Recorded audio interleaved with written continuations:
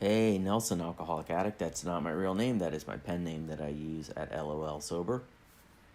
I caught a really interesting daily reflections reading the other day, and I'll read it to you. It's called Overcoming Loneliness. It's from November 17th, and it begins almost without exception. Alcoholics are tortured by loneliness. Even before our drinking got bad and people began to cut us off, nearly all of us suffered the feeling that we did not quite belong. And that part of the reading is from As Bill Sees It, another piece of sober literature. That's page 90 of As Bill Sees It. And then there's a couple more sentences at the bottom, and I'll read that too. The agonies and the void that I often felt inside occur less and less frequently in my life today. I have learned to cope with solitude. It is only when I am alone and calm that I am able to communicate with God, for He cannot reach me when I am in turmoil. It is good to maintain contact with God at all times, but it is absolutely essential that when everything seems to go wrong, I maintain that contact through prayer and meditation. Again, that is the November 17th reading of Daily Reflections.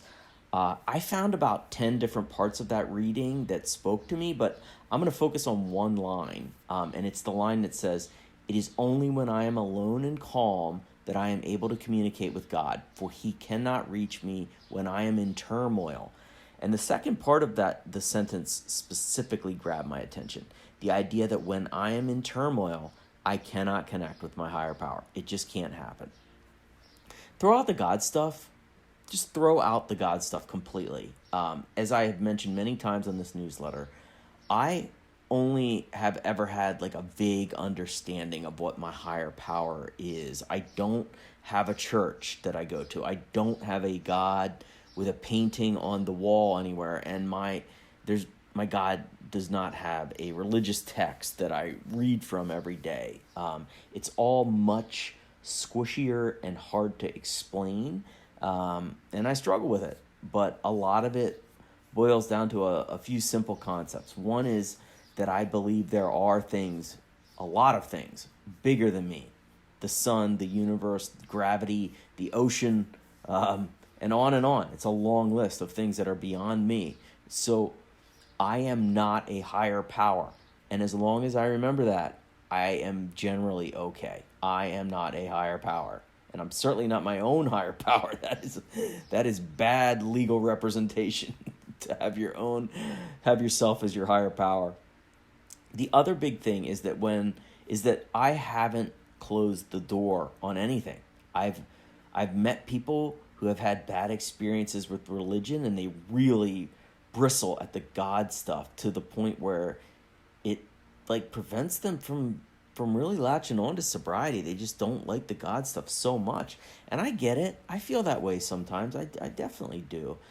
I just always try to make sure that I am open for anything in the spiritual zone. I'll listen to anything. I want to be open. So my higher power is a lot about spiritual principles and paying attention to what the universe is trying to tell me. I often find what I need when I absolutely listen for my higher power to speak to me through other sober people. I see God through other people so many times. I share the same thing over and over again, but it's remarkable for me how much calling 3 sober men who have strong principles and a strong program and good morals, call 3 men, it's remarkable how much that I can feel like God spoke to me by the end when I get done. So back to the second half of the sentence that I highlighted. It's the part that says, "For He cannot reach me when I am in turmoil." That really struck me. That word struck me, turmoil. I no longer drink and I no longer do drugs, but I certainly can get addicted to stuff. Happens almost every day. It includes, food, caffeine, but it also includes grudges and gossip and anger and resentment. It sounds weird to say that I can get addicted to anger, but it's true. Anger, it can be exciting. It can give you a sense of purpose, and on a boring Tuesday sometimes a good nasty email it might kind of suck, but it's riveting. I'm not bored. It's exciting. It's exciting in a bad way. But when I think about the word turmoil in that sentence, it really makes sense to me that if I'm in turmoil, even if it's just a one email or a text message while I'm at the grocery store, I cannot possibly process things the way I want if I am in turmoil. I can't. I can't be quiet, and I can't listen for the words I need to use or the email that I actually need to type. It's all me thinking that I need to go, go, go, go, go. And that's what I want. That I want to, in those moments, I want to argue. I want to defend myself. I want to do all sorts of turmoil type behaviors, and my brain is good at that stuff. It's good at cranking out lots of stuff to keep the tornado going. And it's interesting to me that the reading that I mentioned here is called, its title is Overcoming Loneliness, because the answer to turmoil for me is not as simple as just sitting in a quiet room. It certainly helps most of the time. It's very helpful to go look for solitude. Go look for it.